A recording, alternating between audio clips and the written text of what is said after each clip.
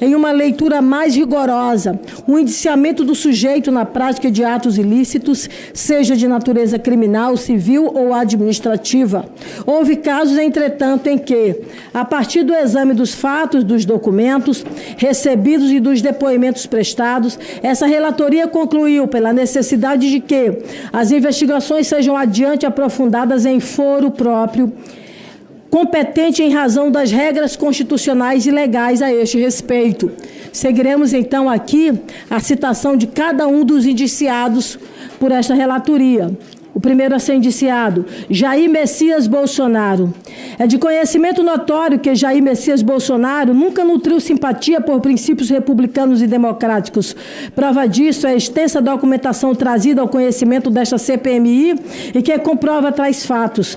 Jair Bolsonaro foi eleito presidente da República e, desde o primeiro dia de seu governo, atentou contra as instituições estatais, principalmente aquelas que significavam, de alguma forma, obstáculo ao seu plano de poder. Em virtude, já bradava contra as instituições, mesmo no século passado, defendendo em vários momentos ações da ditadura militar. Para atingir seu intento, então o presidente da República instrumentalizou não somente órgãos, instituições e agentes públicos, mas também explorou a vulnerabilidade e a esperança de milhares de pessoas. Jair Bolsonaro nunca foi um conservador no sentido tradicional do termo, nunca tendo defendido a manutenção das instituições, a prudência que deveria nortear a conduta verdadeiramente conservadora, nunca havia acompanhado sua figura e dela se manteve distante quando ocupou a relevantíssima função de presidente da República. Visto como figura mítica por seus apoiadores, Jair Bolsonaro se utilizou como pôde do aparato estatal para atingir o seu objetivo maior, cupinizar as instituições republicanas brasileiras até o seu total esfacelamento, de modo a se manter no poder de forma perene e autoritária. O então presidente tem responsabilidade direta como mentor moral por grande parte dos ataques perpetrados a todas as figuras republicanas que impuseram qualquer tipo de empecilho à sua empreitada golpista. Agentes públicos, jornalistas, empresários, militares, membros dos poderes, todos sofreram ataques incessantes por parte de Jair Bolsonaro e de seus apoiadores, muitos deles ocupantes de cargos públicos que se utilizavam da máquina estatal para coagir e agredir pessoas. Na CPI da pandemia realizada no âmbito do Senado Federal, ficou evidente a utilização do denominado gabinete do ódio para produzir e disseminar notícias falsas, bem como para realizar ataques em massa a adversários políticos utilizando-se de bots. Àquela altura, tal estrutura foi responsável pela morte de milhares de brasileiros. Ademais, o então presidente alimentou a violência entre a população brasileira durante vários eventos no período pré-eleitoral de 2022. Nos discursos dizia que o Brasil estaria atravessando uma batalha, estando de um lado seus apoiadores e do outro aqueles que discordasse minimamente de suas e de outro qualquer um que discordasse minimamente das ideias bolsonaristas.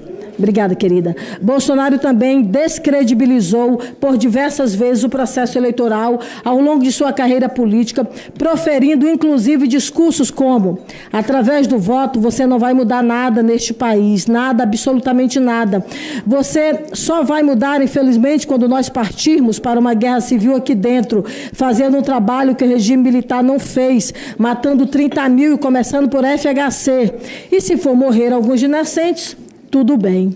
Neste passo, mesmo durante a campanha de 2018, questionava a lisura do pleito presidencial, afirmando que a urna eletrônica utilizada para a votação não seria auditável e, por isso, sujeita a fraudes, como citado em outros pontos deste relatório. Bolsonaro fez inúmeras lives durante o exercício do mandato de presidente, questionando o sistema eletrônico de votação, ocasiões em que sequer apresentava fundamento técnico ou fático concreto. Em uma das lives, Bolsonaro vazou o teor de um processo sigiloso em que apurava a invasão dos sistemas do TSE. Lembre-se que, de acordo com o que foi Apurado por esta comissão, no dia 10 de agosto de 2022, o hacker Walter Delgatti se reuniu com Jair Bolsonaro em reunião intermediada pela deputada federal Carla Zambelli. O objetivo era tramar conspirações relativas a uma suposta fraude das urnas eletrônicas. Uma delas seria a produção de um código-fonte adulterado que pudesse ser utilizado em uma urna específica para uso em propaganda eleitoral. Em depoimento a esta comissão, o hacker também afirmou que teria recebido a proposta do ex-presidente para assumir a autoria de um grampo do ministro do STF, Alexandre de Moraes. Referido hacker se encontrou no Palácio da Alvorada com o então presidente da República, momento no qual teria recebido a missão de contribuir com informações para o relatório que estava sendo construído pelas Forças Armadas, cujo ponto central era evidenciar a suposta vulnerabilidade do processo eleitoral. Referido relatório foi efetivamente construído e enviado ao TSE. Chegou-se ao ponto de que o presidente da República realizou uma reunião com os embaixadores estrangeiros no Brasil, denominada briefing, em que expunha a esdrúxula ideia de que o pleito presidencial de 2018 teria sido fraudado, alegando que teria provas disso, as quais nunca foram exibidas. Depois das eleições de 2022, ainda durante o mandato, Bolsonaro se reuniu por diversas vezes com os comandantes das Forças Armadas, fora da agenda presidencial oficial, com fins pouco republicanos, segundo o que apurou a comissão.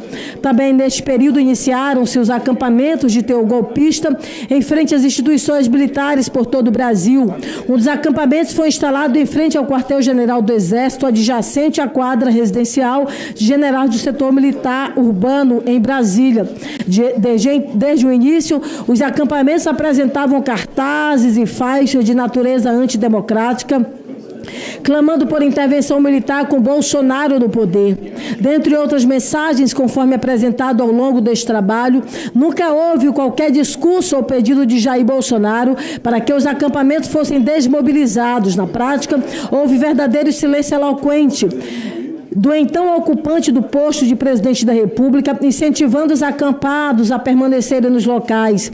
Na esteira da instrumentalização do aparato estatal para a permanência do poder, há fartos indícios de que Bolsonaro se utilizou da Polícia Rodoviária Federal, por meio do então diretor-geral Silvinei Vasquez, para monitorar os locais, especialmente da região Nordeste, onde o candidato Luiz Inácio Lula da Silva, no primeiro turno do pleito de 2022, teria tido maior votação. No segundo turno da votação, em verdadeira forma de violência política, foram realizados diversos bloqueios e fiscalizações blitz que interferiram no deslocamento de eleitores naquela região. Tudo com o intuito de reduzir o número de votos do então candidato Lula, tentando ganhar o jogo, escondendo as peças do seu adversário. Por fim, noticiado pela imprensa que Felipe Martins, então assessor internacional da Presidência da República, um dos maiores seguidores das ideias de Olavo de Carvalho, entregou em mãos a Jair Bolsonaro uma minuta de golpe, fato que teria sido presenciado por Mauro Cid, então ajudante de todas as ordens de Bolsonaro. Esses achados foram obtidos por meio de acordo de colaboração premiada de Mauro César Barbosa Cid. Os fatos aqui relatados demonstram exaustivamente que Jair Messias Bolsonaro, então ocupante do cargo de presidente da República, foi autor, seja intelectual, seja moral, dos ataques perpetrados contra as instituições que culminou no dia 8 de janeiro de 2022.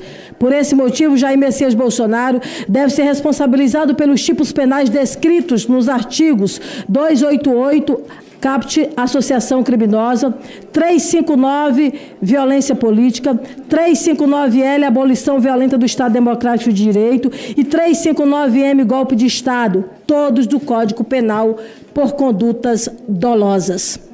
Seguiremos ao próximo indiciado, Walter Souza Braga Neto, outra figura central no governo de Jair Bolsonaro, tendo sido inclusive seu candidato a vice-presidente na chapa das eleições de 2022, foi Walter Souza Braga Neto, como ministro da Defesa, durante o governo Bolsonaro. Braga Neto esteve presente em diversas manifestações públicas golpistas proferidas pelo então presidente da República, Jair Messias Bolsonaro.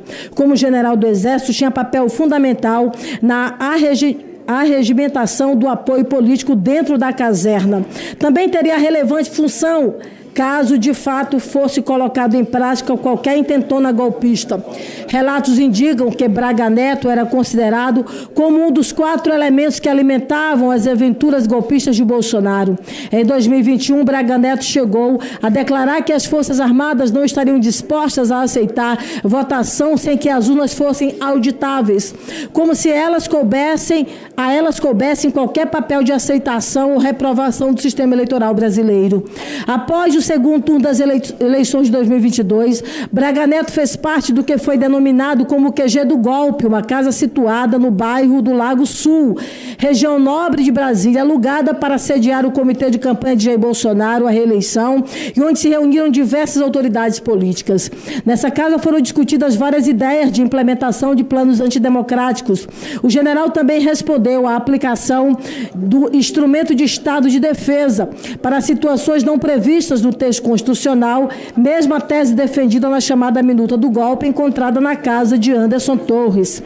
Walter Souza Braga Neto também incentivou a permanência dos acampados nos denominados acampamentos golpistas, como o discurso feito no dia 19 de novembro de 2022, quando pediu aos acampados para não perderem a fé. Àquela altura, segundo o general, meias palavras bastavam para os bons entendedores.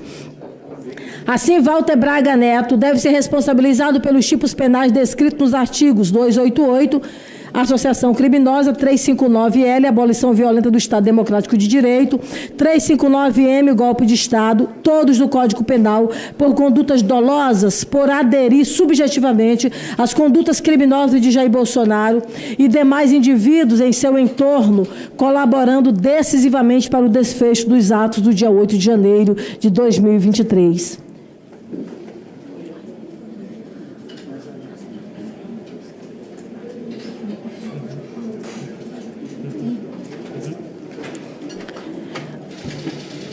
Próximo indiciado, Augusto Heleno Ribeiro Pereira.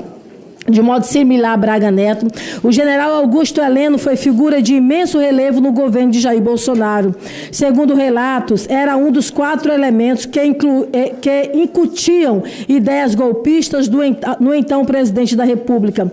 Em depoimento prestado à CPI da Câmara Legislativa do Distrito Federal, Heleno reafirmou o que teria dito em áudio obtido pela imprensa, segundo o qual tinha que tomar 2 Lexotans na veia por dia para não levar o presidente a tomar uma atitude mais drástica em relação às atitudes que são tomadas por esse Supremo Tribunal Federal que está aí, por esse STF que está aí. Heleno ocupava o posto de chefia de gabinete de segurança institucional, que, entre outras funções, garantia a segurança do presidente da República e dos palácios presidenciais, em especial do Planalto, que foi alvo de ataques de criminosos no dia 8 de janeiro de 2023.